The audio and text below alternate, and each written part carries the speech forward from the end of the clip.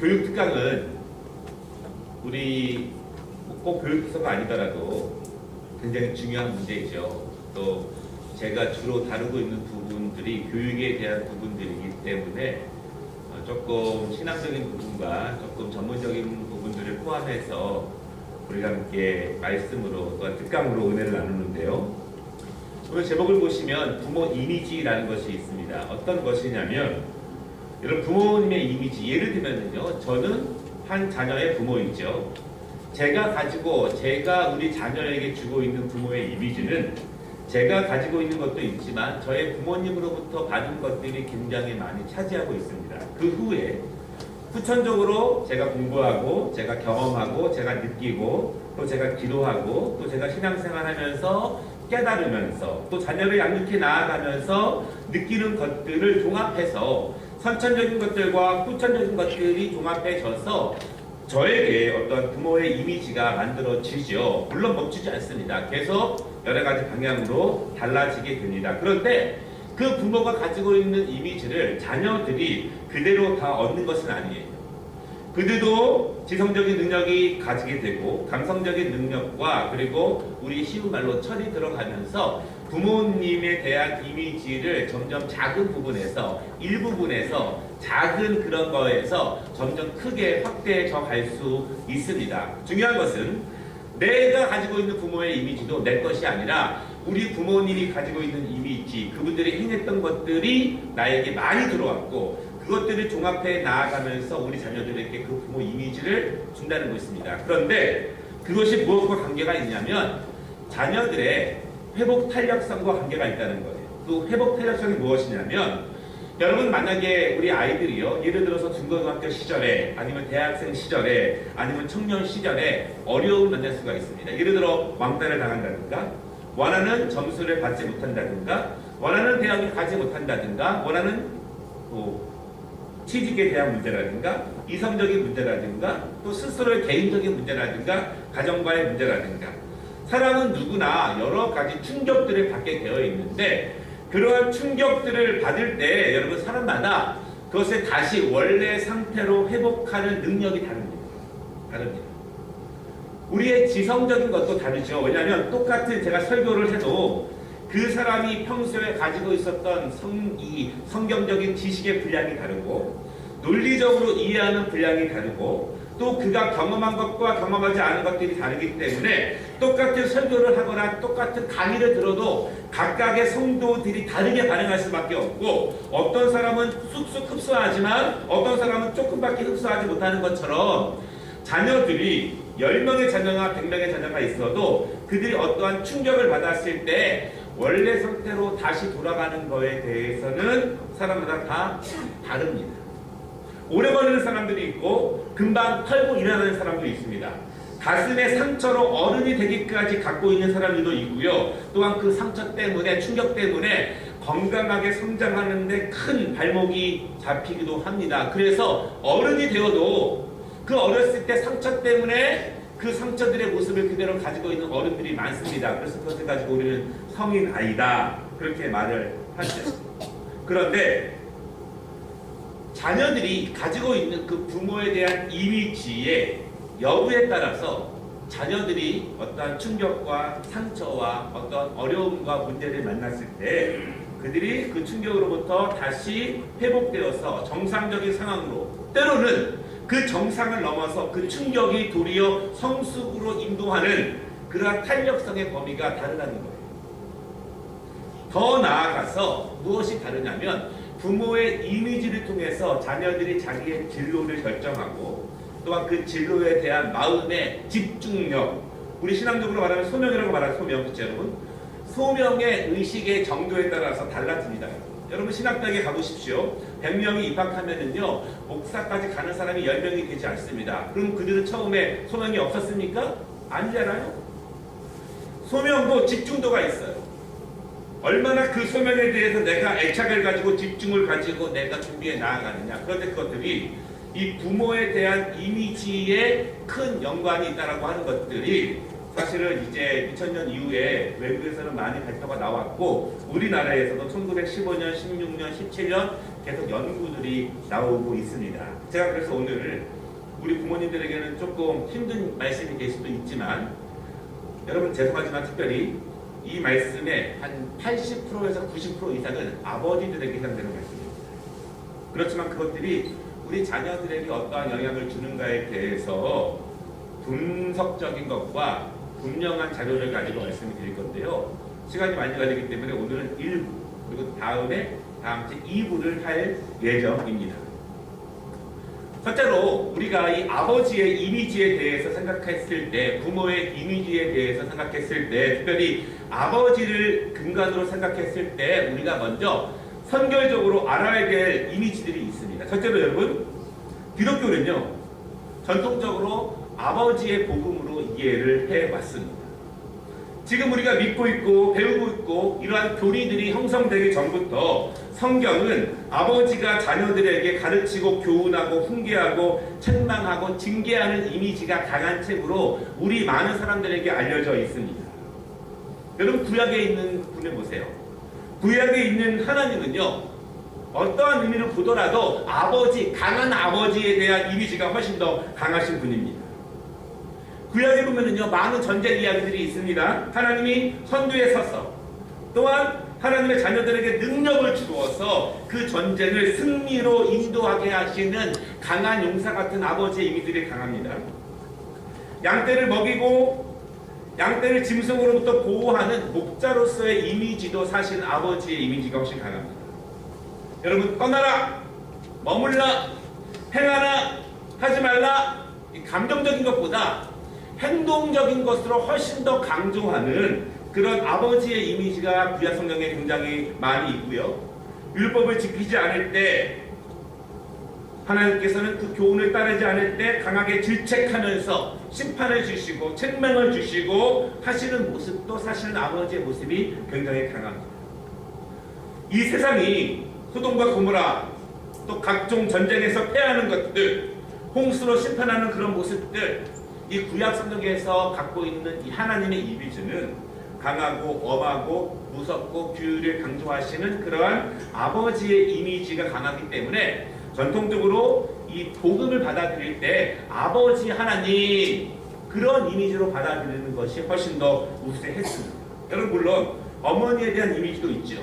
위로하시고 안아주시고 자녀를 생산하게 하시고 용서하시고 기다리시고 무한적으로 사랑하시는 분, 이러한 어머니에 대한 이미지도 분명히 있지만 여러분 우리는요 하나님을 아버지 하나님, 아버지요 이렇게 말하지 어머니요 이렇게 말하는 사람은 거의 없습니다.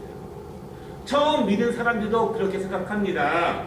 그래서 기독교의 복음은 꼭 그렇게 말할 수는 없습니다. 여러분 하나님이 아버지실까요 어머니실까요? 아버지와 어머니로 구분하는 것은 인간이 가지고 있는 이성적인 능력으로 그것을 그냥 결정하는 것뿐이지 하나님의 실체는 우리가 생각하고 있는 아버지와 어머니의 정확한 이미지는 아니라는 것도 우리가 또한 생각해 보아야 합니다. 여러분 이스라엘 백성들이요 그토록 율법을 강하게 지켰던 이유가 있습니다. 그것은 그 하나님은 아버지처럼 강하시고 엄하신 분이시기 때문에 이스라엘 백성들은 성경을 통해서 그런 아버지 상을 배워왔고 우리도 하나님에 대해서 배울 때 어머니 이미지보다는 아버지에 대한 이미지를 훨씬 더 많이 가지고 있습니다. 두 번째는요, 우리들의 아버지는요 전통적으로 강하고 우직한 것이 그 아버지들의 본래적인 모습입니다. 여러분 전 세계적으로요 아버지들은 강하고 우직하고 말이 별로 없고 바빴고 가정적이지 못합니다.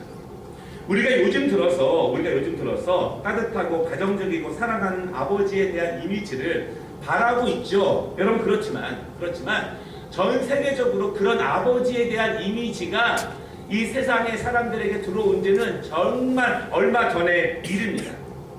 원래 아버지들은 강하고 전쟁에 능해야 합니다. 용맹스러워야 합니다. 그래야 가정을 지킬 수 있고 나라를 지킬 수 있기 때문에 구약의 하나님 같은 이미지의 아버지를 가지고 있었던 것이 인류 역사의 대부분의 일이에요. 그런데 그것이 언제부터 조금씩 바뀌게 되냐면 우리가 말하고 있는 15세기, 16세기에 르네상스와 계몽주의를 겪으면서 전통적인 아버지에 대한 이미지가 조금씩 바뀌게 됩니다. 여러분 왜 그런지 아세요? 이 르네상스와 계몽주의는 종교의 심판 아래서 성경이 판단하는 그러한 사람들에 대해서, 또한 인간 세계에 대해서, 문화에 대해서, 가정적인 거에 대해서 교회가 다 판단을 했어요. 근데 그것이 아니라 사람에게 가지고 있는 지적인 것, 이성적인 것, 감정적인 것을 통해서 진짜 인간의 아름다움이 무엇인가, 인간답게 산다는 것이 무엇인가, 인간들이 서로 어우러진다는 것이 무엇인가, 그리고 이 땅에서 아름다움이 무엇인가, 미적인 것이 무엇인가, 인간의 이성을 가지고 인간 본성에 대한 연구들이 점점 많아지면서 사실은 조금씩 전통적인 전 세계의 아버지 간에서 약간씩 그 아버지에 대한 이미지가 바뀌게 되는데, 여러분 사실 우리가 이런 말 하지 않습니까? 미국의 아버지, 서양의 아버지는 다정하고 따뜻하고 가정적이다. 사실은 여러분, 이 미국 같은 아버지들도 그런 아버지가 되기까지는 오랜 시간이 걸렸고요. 약 1930년대 이후에 경제적으로 굉장히 풍요로워진 다음에 그런 이미지들이 조금씩 생기게 되었다는 것입니다.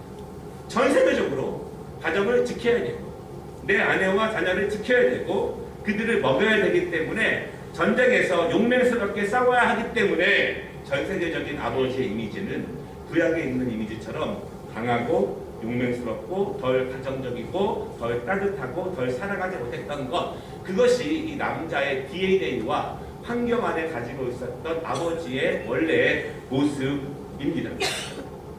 여러분, 그런데 한국 사회는 더더욱 그러합니다. 이 아버지에게 가장 중요한 것은요, 아버지에게 가장 중요한 것은 가정에 대한 경제적인 부양입니다. 만약에 모든 아버지들에게 자녀들에 대한, 가정에 대한 경제적인 부양과 그리고 가정적이고 사랑하고 다정하고 따뜻한 것 중에서 하나를 택하라고 한다면 제가 보기에는 100이면 100다 가정의 경제적인 부양을 택합니다.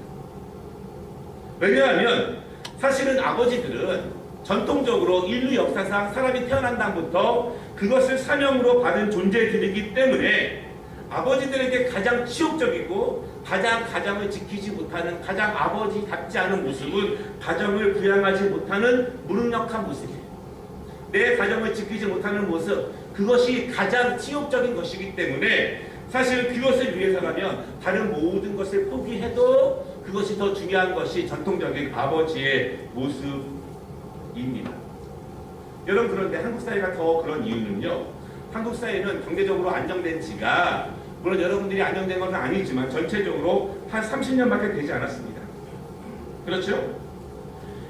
지금 현대적인 어머니들이 따뜻하고 가정적인 아버지, 부드럽고 자녀들과 많이 놀아주는 그런 아버지가 필요하다고 강조되기 시작한 것이 사실은 불과 우리나라적으로 보면은 30년밖에 안 됐다는 거예요. 1980년대 이전까지만 해도 부드럽고 사랑스러운 아버지는 한국 사회에 별로 요구되지도 않았습니다. 왜냐하면 가정을 부양하는 것이 먼저였습니다. 국가 경제를 일구는 것이 먼저였고 생존하는 것이 먼저였기 때문에 어머니들도 그것을 요구하지 않았고 자녀들은 그것들을 더더욱 요구하지도 않았습니다. 더군다나 그 이상 되시는 아버지들은 사실은 우리나라의 국가적인 어려움 가운데에서 사실은 자신을 지키고 가족을 지키는 것이 훨씬 더 우선적이었다는 것이죠. 여러분, 대부분의 부모들처럼 저희 아버지께서도 11살 때 우리나라가 독립을 맞이했습니다. 그리고 우리나라 나이로, 지금 나이로 중2에서 고2 사이에 6.25 전쟁을 만나신 거예요. 그래서 중학교 때부터 총 들고 학생의원군으로 싸웠다고 하시더라고요. 여러분, 지금 중학교 2학년에서 고등학교 2학년 사이가 전쟁을 만나서 총을 들고 나가서 싸울 수 있겠습니까? 그 당시 아버지는요, 자기 자신을 지키는 것, 그리고 가정을 지키는 것보다 더 우선되는 가치는 사실은 아무것도 없었어요. 그렇게 겪었습니다. 여러분, 그 이후에 50살이 될 때까지 한국 전쟁 이후의 산업화 사회와 민주화되기 전 사회에서 그냥 생존하는 것 자체가 가장 우선적인 것이 사실은 제 위에 되시는 그런 70세, 80세, 90세 되시는 아버지들의 모습입니다. 그들은 그것을 이기는데, 극복하는데, 가족을 부양하고 지키는데 온 힘을 다 바쳐서 그렇게 연세를 드셨습니다. 중요한 것은요, 지금 30대 후반 되는 아버지들, 모든 40대, 그리고 일부 50대에 있는 아버지들은 그런 아버지들에 대한 영향을 받고 자란 거예요. 그런 아버지들의 이미지가 지금 말씀드린 30대, 40대, 50대 아버지들의 그 아버지 상을 그리고 가치관을 그리는데 굉장히 많은 부분을 차지하게 됩니다. 그래서 통계를 보면은요, 사람에 따라 다르지만 작게는 50% 이상, 크게는 100% 이상 그렇게 우리의 아버지들의 그 생존과 그 가치관과 아버지에 대한 이미지들이 지금의 젊은 아버지들의 아버지 상에 있다, 이렇게 이야기합니다. 여러분, 이것은 바뀌지가 않는 거예요. 왜냐하면 바로 인접한 세대이기 때문에 바꾼다고 바꿔지지가 않습니다. 2번 정도 더 세대가 지나가게 되면 바뀔 수 있지만 바로 붙어있는 다음 세대는 그것을 그대로 갖기가 거의 불가능하다고 하는 거죠. 지금 30대 후반과 40대, 모든 40대, 50대 일부의 아버지들은 그런 아버지들의 모습을 그대로 가지고 자랐다라고 하는 것입니다. 제가 첫 번째는 성경에 있는 하나님의 이미지는 강한 아버지 이미지였다. 둘째로 인류 역사상 대부분의 아버지들은 강한 아버지들을 요구했다, 이렇게 말씀을 드렸습니다. 세 번째로 말씀드리고 싶은 것은 사람의 가치관은 잘 변하지 않는다, 이거예요. 이게 무엇이냐면 지금 30대, 40대, 50대 아버지들이 그러한 아버지들로부터 배웠고 보았고 경험했기 때문에 그들이 가지고 있는 아버지의 이미지들이 잘 변하기가 쉽지 않다, 이 말씀을 먼저 드립니다. 여러분, 사람들의 가치관이 어떻게 변하냐면 사람들의 가치관을 형성하는 가장 그 아래에 있는 토대는 전통이에요. 전통. 특별히 가정적인 전통이 있습니다. 집안적인 전통이 있어요. 먹는 전통들이 있습니다. 어떤 문제가 생겼을 때 그 일을 어떤 식으로 접근하고 어떤 식으로 해결해 나아가느냐에 따른 부모님들의 전통이 다 다릅니다. 평소 가정의 우선순위가 무엇이었냐? 평소 가정에서 중요하게 여기는 것이 무엇이었는가? 언제 웃는가? 언제 화를 내는 분위기들이 만들어지고 웃음을 만들어내기 위해서 어떤 일들이 벌어지고 언제 싸움이 벌어지는가, 이런 작은 가정의 전통들이 그 아버지들, 어머니들의 가장 큰 가치관에 그 아래 이렇게 밑받침이 되어 가고 있습니다. 여러분, 그 위에 쌓이는 것이요, 경험이라는 거예요. 나는 그렇게 보았는데, 그렇게 배웠는데 내가 경험해보니까 진짜 그렇더라, 이런 거예요. 여러분, 제가 어렸을 때 시골에 갔는데, 저희 시골이 경기도 광주였는데 제가 아침 먹고 배가 아프니까 저희 큰아버지, 제 이름을 지어주신 큰아버지가 뭐라고 그러시냐면, 배가 아프니까 약을 주는 것이 아니라 동네 한 바퀴 뛰어오래요. 그래서 뛰었더니 배가 안 아픈 거예요. 그게 제 가치관이 되는 겁니다. 그리고 내가 경험을 해봤잖아요. 그것이 믿어지는 거예요. 이렇게 여러분, 구술하는 가정에서 자랐는데 내가 커가면서 정말 우리 자녀가 아팠는데 구술했는데 우연히 낫습니다. 그러면 그것이 전통이, 경험이 신앙이 되는 거예요. 그렇게 올라가게 된다는 것이죠. 그 경험들 위에 우리의 교육이, 지성적인 것들, 우리가 계속 배워야 되는 것들은 내가 경험한 것들이 합리적으로, 논리적으로, 지성적으로 이치에 맞는가에 대한 검토가 필요하고, 그 위에 비판적 성찰을 넘어서 그 위에 종교와 이데올로기가 포함됩니다. 여러분, 사람에게서 가장 중요한 것이 종교와 이데올로기예요. 자, 예를 들어 드릴게요. 여러분, 우리는 지금 복음 때문에 죽으라고 하면 죽습니까? 안 죽지요. 우리는 지금 우리의 가치관에서 종교가 최상위에 있지 않습니다. 그런데 여전히 종교가 최상위에 있는 사람들이 있습니다. 이 사람도 가보십시오. 그들은 거룩한 전쟁이라는 이유로 폭탄을 가지고 순교하면서 뛰어듭니다. 그들은 가장 큰 가치관이 종교예요. 이데올로기예요. 공산주의자들이 전쟁을 일으킵니다. 왜냐하면 그들에게 가장 큰 중요한 가치관은 종교고 이데올로기고 관념이기 때문입니다. 실제로 우리가 하나님을 믿고 있지만 우리의 가치관에서 종교와 그 믿음이 가장 상위에 있느냐, 이렇게 본다면 그렇지 않은 경우가 훨씬 많습니다. 그 아래 한참 아래에 있는 경험이라든가 전통이 훨씬 더 우위가 되는 부분이 많이 있지만 원래 모든 사람들에게 가장 일관성 있는 높은 수준의 삶은 그 사람이 가지고 있는 최종적인 종교와 이념이 가장 높은 수준을 유지하는 것이 제일 중요합니다. 왜냐하면 그것은 보이지 않는 부분에 대해서 확신을 갖는 것이기 때문입니다. 여러분, 근데 그것이 잘 안 변한다는 거예요. 문제. 제가 이제 변하는 예를 들어주겠지만 안 변한다는 거예요. 보통 이제 아내들이 이렇게 얘기하지 않습니까? 자녀들 때문이라도 당신 좀 변해야지, 당신 좀 깨달아야지, 그렇게 살 거야? 똑바로 살아야 되지 않겠어? 많이 익숙한 목소리시죠? 야단치고 혼내기도 하죠. 근데 남자 아버지들이 잘 안 변한다는 거예요. 그만큼 가치관이 변한다는 것이 힘들다는 거예요. 바로 우리 아버지 세대의 바로 다음 세대로서 그것들을 그렇게 경험했기 때문에 그렇게 안 변한다는 것입니다. 안 변해요. 우리 어머니들이 보기에, 자녀들이 보기에 아버지가 좀 변했으면 좋겠는데 안 변한다는 거예요. 변하기를 원하시지 않습니까? 그래서 이쪽이에요. 안 변하죠? 안 변하죠? 근데 사람의 가치관이 변하는 종류가 한 3가지가 있어요. 크게. 언제 변하는가?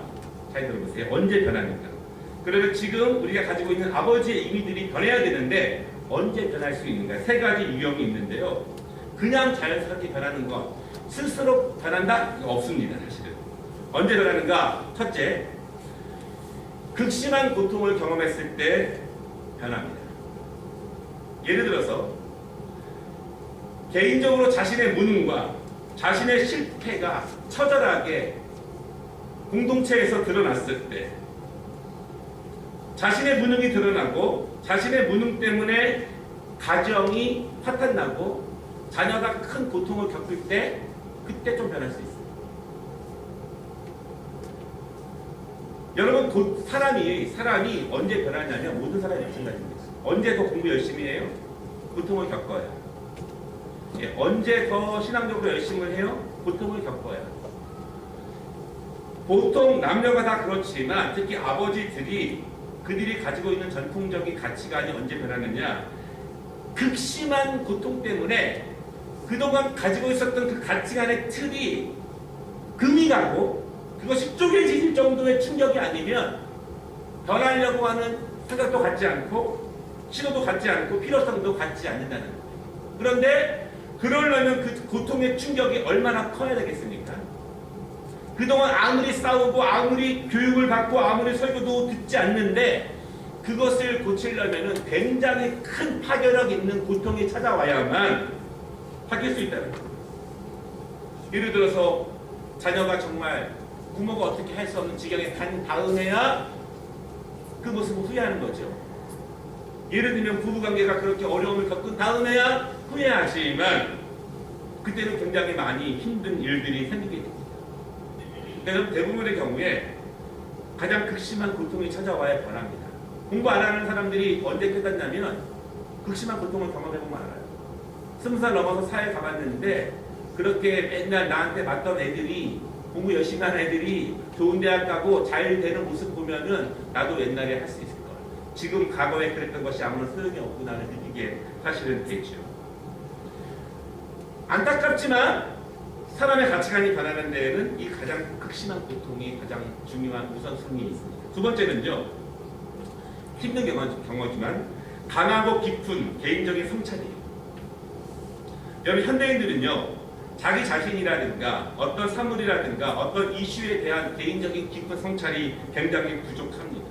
특히 자기 자신에 대한 성찰이 굉장히 부족합니다. 왜냐하면 여러분, 개인적 성찰은, 사물에 대한 성찰과 이슈에 대한 성찰은 인문학적인 소양이 깊지 않으면 절대로 이루어질 수가 없습니다.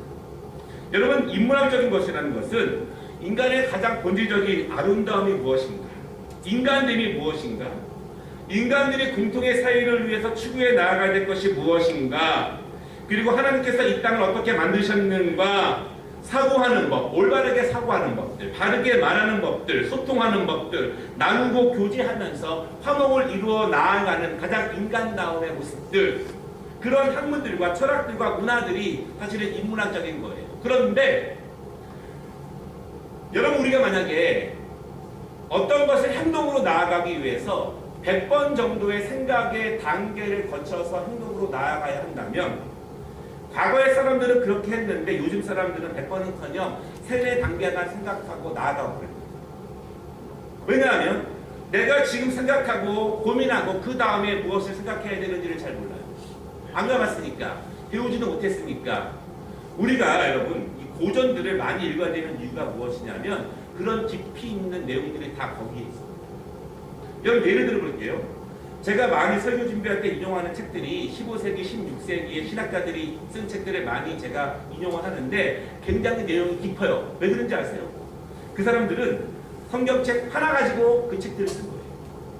깊은 사색과 깊은 묵상과 깊은 기도 가운데 말씀과의 실험 가운데 그 책을 썼기 때문에 수많은 자료들과 컴퓨터를 펴놓고 요즘 나온 책들하고는 그 깊이 자체가 다른 거예요.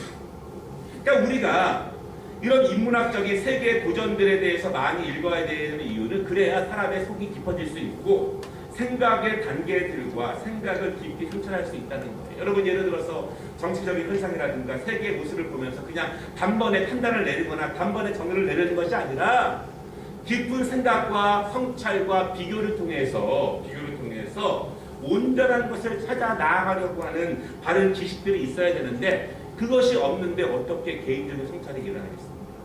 어떤 거냐면 감정적인 성찰, 급박한 성찰, 그리고 전혀 합리적이지 않은데 스스로만 합리적인 그런 성찰이 일어날 수밖에 없다는 것입니다.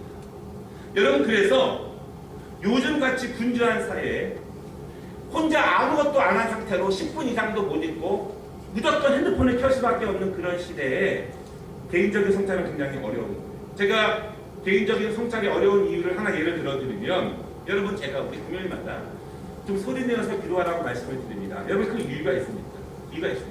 묵상기도, 소리내지 않는 기도, 침묵기도가 과연 가능한가라고 하는 거예요.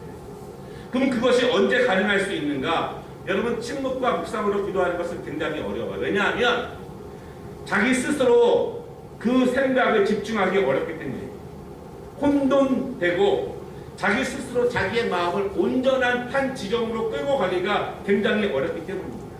예를 들면 여러분 어떨 때 가능하냐면 내가 바라고 있는 것, 내가 사모하고 있는 것, 내가 원하고 있는 것, 내가 하나님께 내가 바라고 있는 것들을 여러분들이 글로 약 2시간 이상 쓸 수 있다면 2시간 이상 말할 수 있다면 논리적으로 설명할 수 있다면 우리는 쓰지 않고 말하지 않아도 묵상과 침묵으로 하나님 앞에 침묵 기도를 30분 이상 드릴 수 있어요.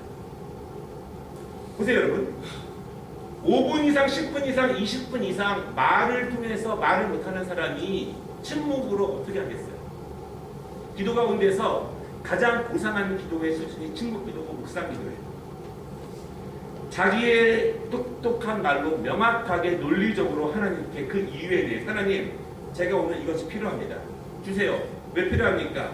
그냥 주세요가 아니에요. 이러이러한 이유로 이러이러한 것을 위해서 제가 지금 어떻기 때문에 논리적으로 자기의 명확성을 나타내지 못하는 사람들이 그냥 묵상기도 한다면 주여 이러다 끝나는 거예요. 여러분 다른 종교에서는 뭐라고 말을 하냐면 그래서 돌을 닦는다 이렇게 말하지 않습니까? 그만큼 어려워요. 가부좌를 틀고 앉아서 한 곳에 집중해서 신과 교통할 수 있는 수준에 이르려면 웬만한 인문학적 소양과 논리성을 가지고 있지 않으면 어렵다는 것입니다. 또 한 가지 개인적으로 깊은 성찰을 가능할 수 있으려면 어떻게 해야 되는지 말씀을 드리면 여러분 어떤 우리가 철학책이라든가 인문학적인 고전을 예를 들어서 3-4시간 동안 집중해서 그 책을 읽을 수 있는가라고 하는 거예요. 여러분 왜냐면요 제가 굉장히 어렵게 이해하는 책이 있는데 저는 그 책 한 권을 읽으려면 며칠 걸려요. 10페이지 읽으려면 3-4시간 걸립니다. 진짜 왜냐면 계속 그 단어들과 그 문장에서 말하고 있는 것들에 대한 의미를 생각할 수밖에 없기 때문에 오래 걸려요. 그런데 제 친구에게 책을 하나 추천해서 추천했는데 딱 하는 말이 야 3시간 만에 다 읽었는데 별거 없더라 이렇게 말합니다. 사실은 그 사람의 수준에 맞게 그 책의 정도가 달라지게 됩니다. 그냥 똑같은 말이라도 그냥 눈으로 지나가면서 중요성을 모르는 것과 똑같은 말 안에, 문장 안에 그 사람의 저자가 쓰고 있는 개념과 철학과 사상들을 이해하면서 넘어가는 것은 너무나 어려운 거예요. 왜냐하면 여러분, 책은요, 논리적으로 있는 겁니다. 감정적으로 있는 것이 아니라 이 논리와 그 다음 논리, 그 다음 논리, 그 다음 논리, 그 다음 논리로 나아가는 거예요. 여러분, 예를 들어드리면 설교를 해도 A, A-, B, B-, C, C- 가면서 주제로 나아가는 것이지 A, A-, F, Z 믿으십니까? 이거는 논리적 설교가 아니라고. 이런 단계별로의 논리적으로 책을 읽거나 내가 말하거나 쓰진 훈련이 되지 않는 사람이 사실은 깊은 성찰은 거의 불가능합니다. 불가능합니다. 여러분, 예전에 그래서 우리나라도 조선시대도 보면은요, 이 한문으로 책을 읽지 않습니까? 그 의미를 계속 되뇌이지 않습니까? 똑같은 책을 읽어도 그 의미를 되새기는 능력이 그 사람의 실력 따라서 천차만별이에요. 공자, 맹자, 사사상도 다 읽고 옵니다. 다 읽고 과거 시험 보러 오지만 그 사람들이 쏟아내는 깊이는 하늘과 땅 차이예요. 그것이 바로 그 사람의 개인적인 성찰의 능력이고 개인적인 실력의 능력이 돼버린다는 것입니다. 그런데 그것이 요즘 부모님들은 부족하고 현대인들이 부족하기 때문에 첫 번째, 깊은 고통의 말 깨닫는다고 했죠? 그거 아니면 이런 깊은 성찰이 있어야 되는데 이것도 어렵다는 얘기예요. 세 번째, 변하긴 변하는데 더 어려운 예가 있어. 더 어려운 예. 뭐냐면 간접적인 교훈을 받고 간접적인 배움을 받고 변하는 것은 더 어렵습니다. 더 거의 불가능한 경지예요. 예를 들어서 책을 읽거나 강의를 듣거나 설교를 들으면서 깨달음을 얻어요. 그리고 감동을 받습니다. 은혜를 받아요. 변하느냐? 안 변하는 거예요. 귀로만 들어서 내 마음만 잠깐 툭 치고 감동만 주고 간 것은 그 사람을 온전하게 변화시키지는 사실은 못합니다. 여러분, 들은 말씀을 가지고 일주일 동안 몇 시간 동안 성찰을 깊이 해도 변할까 말까 하는데 한번 그냥 툭 치고 한번 눈물 흘리고 한번 손들고 감동적으로 된 것 가지고 그 사람이 변할 수 있느냐? 불가능하다. 불가능하다. 우리가 수많은 명강을 듣습니다. 반성을 합니다. 수많은 책을 읽습니다. 수많은 사건들을 간접적으로 경험합니다. 그래도 안 변하는 이유는 간접적인 것은 그 사람을 변화시키지 못합니다. 사실은 못해요. 우리가 그것이 안 되기 때문에 설교를 들어도 기도할 때 마음은 원으로 돼. 이렇게 반복이 계속 된다는 것이죠. 여러분, 그럼에도 불구하고 반대로 이야기했어요. 간접적인 교훈을 듣고 변할 수 있다면 가장 현명하고 가장 지혜로운 사람입니다.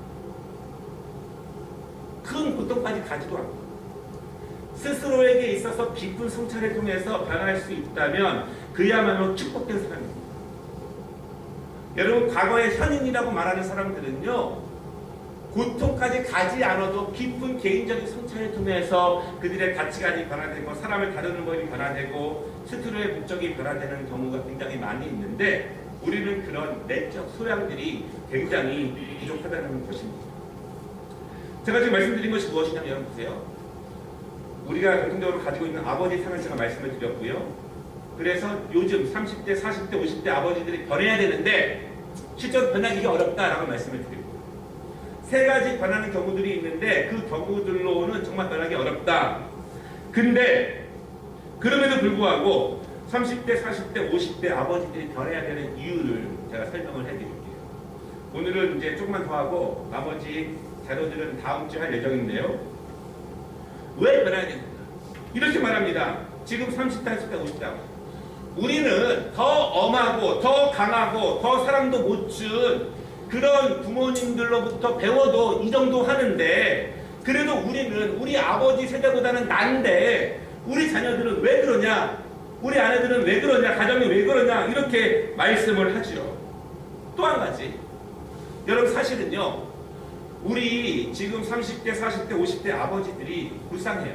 왜냐하면 우리는 신앙적으로도 어려움이 있습니다. 왜냐하면 우리 엄한 아버지 저희 아버지 연세가 많으시지만 어렸을 때 많이 맞았습니다. 예, 많이 맞았습니다. 그때는 다 맞는 게 일이었어요. 굉장히 많이 맞았습니다. 그렇지 않습니까? 다 맞지만 하지 않습니까? 그렇죠? 예. 예. 근데 여러분, 우리는 그렇게 엄한 아버지로부터 배웠고, 그래서 하나님을 대할 때에도 엄한 하나님에 대한 인식이 많아요. 그러니까 신앙적으로도 하나님은 엄하시고, 집에 가도 엄하시고, 교회도 엄하고, 그렇죠? 집에 가도 엄하고. 그렇게 이 아버지들은 엄한 아버지로부터만 영향을 받았기 때문에 신앙적으로나 가정적으로나 정서적으로 굉장히 힘들 수밖에 없어요. 지금 녹음이 되지만 제가 이런 말씀 드린 적이 있어요. 제가 이제 카나다에 있을 때 저희 어머니가 저희 집에 오셨거든요. 1번. 근데 이렇게 집에 가실 때 공항에서 저한테 잘 있으라고 이렇게 반하고 이렇게 해주셨어요. 반하고. 제가 그게 너무 어색하고 제가 집에 와서 저희 뉴욕에 사는 누나하고 전화 통화를 한 적 없어요. 너무 어색하네요. 평생 처음 경험해보는 거예요. 왜냐면 여러분, 다 목회하시느라고 얼마나 힘드셨어요. 바쁘셨잖아요. 바쁘셨기 때문에 그런 경우가 없었어요. 그런데 제가 누나랑 이런 얘기를 했어요. 그럼에도 불구하고 내가 이성적인 것과 신앙의 성숙성을 추구하기 때문에 그런 신앙적인 성숙성과 나의 이성적인 논리성을 가지고 내가 그것을 극복해 나아간다. 이렇게 얘기를 했습니다. 그러나 내면에는 그런 어려움이 있습니다. 지금 30대, 40대, 50대 부모님, 아빠들은 그러한 영향을 받았기 때문에 더더욱 가치관에 굳히기도 어렵기 때문에 사실은 중간에 끼인 세대예요. 지금 우리 자녀들이요, 아버지가 되었을 때는 훨씬 나아집니다. 그런데 그럼에도 불구하고 지금의 아버지들이 변해야 되는 이유가 있습니다. 왜냐하면 첫째로 지금 우리 자녀들은요, 저처럼 여러분처럼 지금의 우리 자녀들은 지금 아버지들의 어린 시절보다 정신적으로, 신체적으로, 심리적으로, 신앙적으로 덜 성숙하고 약합니다. 그때는 모두가 어려웠지만 지금은 어느 정도 여유는 있지만 지금은 차이는 더 커졌습니다. 그때는 어렸기 때문에 가정 형편을 그리고 여러 가지 상황 때문에 스스로 해결해야 할 것들이 많았어요. 여러분, 그렇지 않습니까? 저도 학교 갔다 오면 집에 아무도 없고 혼자 밥 먹고 혼자 숙제하고 학원도 못 가고 그냥 하고 스스로 해야 될 것들이 많았습니다. 그 시대는 그랬어요. 요즘 시대는 그렇지 않습니다.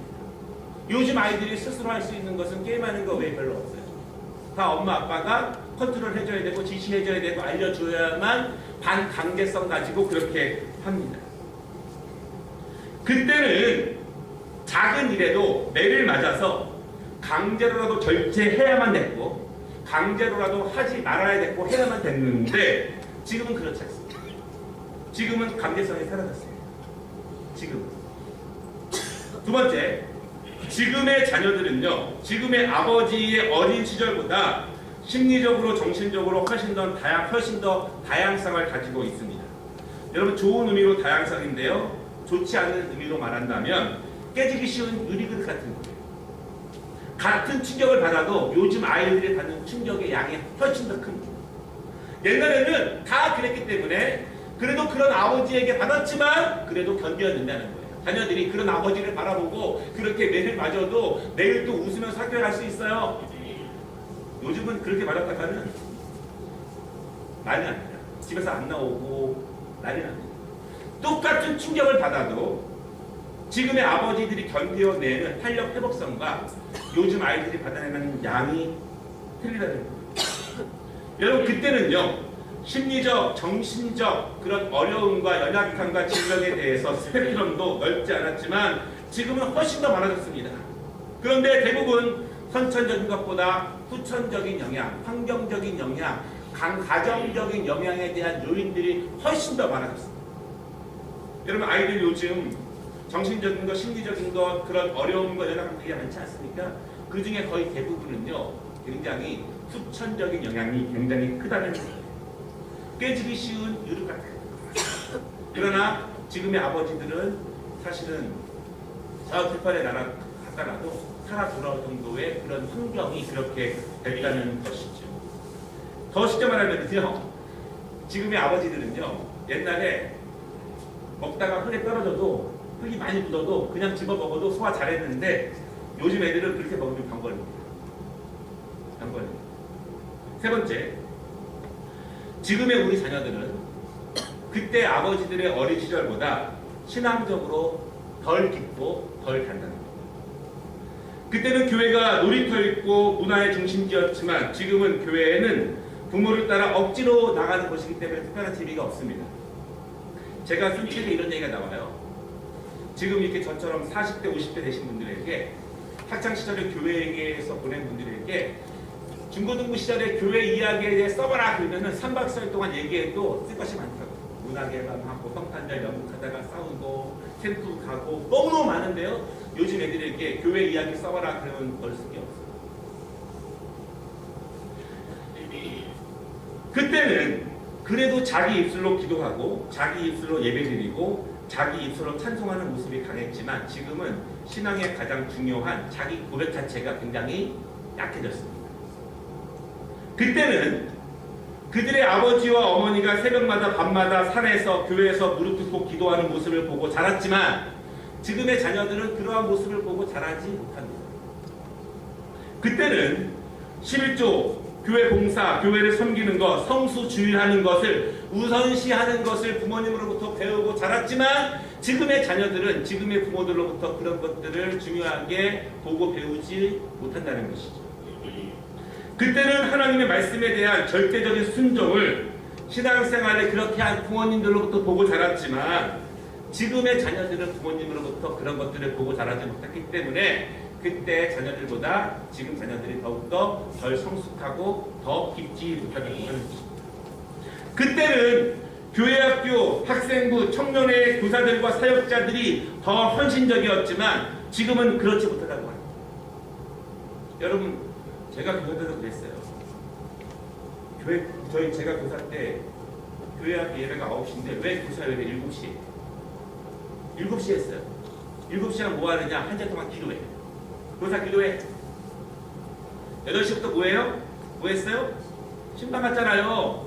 자는 애 깨우고 전화도 없을 때 자는 애 깨우고 문 두들기고 손잡고 데리고 나오잖아요. 그랬잖아요. 그렇죠? 지금은 그냥 단톡방에다가 공지사항으로 끝나지 않습니까? 그때는 교회학교, 학생부, 청년회 교사들과 사역자들이 더 헌신적이었지만 지금은 그렇지 않기 때문에 그때는 학원에 안 가도 대학에 갈 수 있었지만 지금은 그렇지 못하기 때문에 여러분 그렇기 때문에 지금 30대와 40대와 50대 아버지들은 매를 맞고 자랐고 엄한 아버지 밑에 자랐고 교회에서도 무서웠고 학교에서도 무서웠고 집에서도 무서웠지만 그렇게 자랐지만 그래도 이렇게 버텼지만 그래도 우리의 아버지보다는 가정에서 좀 더 잘하지만 그래도 변화하지 않으면 안 되는 이유가 우리가 어렸을 때의 모습과 지금 자녀들의 모습은 완전히 다르기 때문에 그렇습니다. 다르기 때문에. 지금 30대, 40대, 50대 아버지들이 잘하고 있지만 더 변해야 되는 이유는 지금 우리가 낳은 내 새끼들, 내 자식들은 완전히 다른 세대를 살아가고 있기 때문에 그런 식으로 안이하다가는 우리의 손 밖에 영어로 아웃 오브 컨트롤이라고 그러잖아요. 내 컨트롤 밖으로 나가는 것은 시간 문제이기 때문에 그럼에도 불구하고 아버지들이 어머니들이 변해야 된다라고 하는 것입니다. 그래서 그 부모들이 가지고 있는 자녀들이 부모에 대한 신앙적인 정서적인 그런 이미지들 그것이 자녀들이 어떤 충격에 빠져 있을 때 그것을 회복해내는 능력과 밀접한 관계가 있고 그들이 자기의 진로에 대한 것을 결정하고 진로에 대한 소명, 집중력을 갖는 데 큰 영향이 있는다. 이것을 다음 주에 말씀드리도록 하겠습니다. 네, 질문 있으시면 개인적으로 하고요. 시간이 많이 갔기 때문에 제가 기도하고 축대하고 끝내도록 하겠습니다. 기도하겠습니다.